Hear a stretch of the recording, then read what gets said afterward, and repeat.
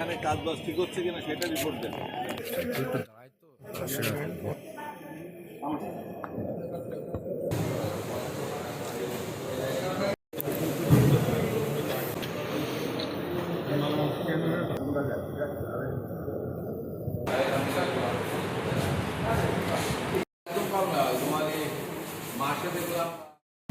এই বর্ডার সহ আমাদের 27টা আন্তর্জাতিক ল্যান্ড বর্ডার আছে, সিপোর্ট, এয়ারপোর্ট সহ সকলগুলো বর্ডারেই আমাদের ফোর ট্রাক সিস্টেম চালু আছে।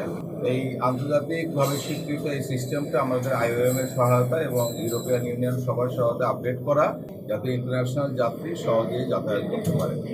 এই সিস্টেম আধুনিকায়ন করার জন্য আরও স্বরাষ্ট্র মন্ত্রণালয় চেষ্টা করছে।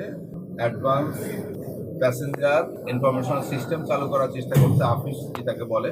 আমাদের এখানে যেটুকু ঘাটতি রয়েছে কম্পিউটার এবং প্রশিক্ষিত জনবল, সেটা আমরা ফিল আপ করার চেষ্টা করব। সামনে আমাদের প্রতিবেশী দেশ ইন্ডিয়া সরকার ট্যুরিস্ট ভিসা চালু করেছে। আমাদের অনেক যাত্রী বেড়াতে যাবে, অনেক যাত্রী আসবেন, তাদের সুবিধার সাথে আমরা সমস্ত প্রকার ব্যবস্থা করব।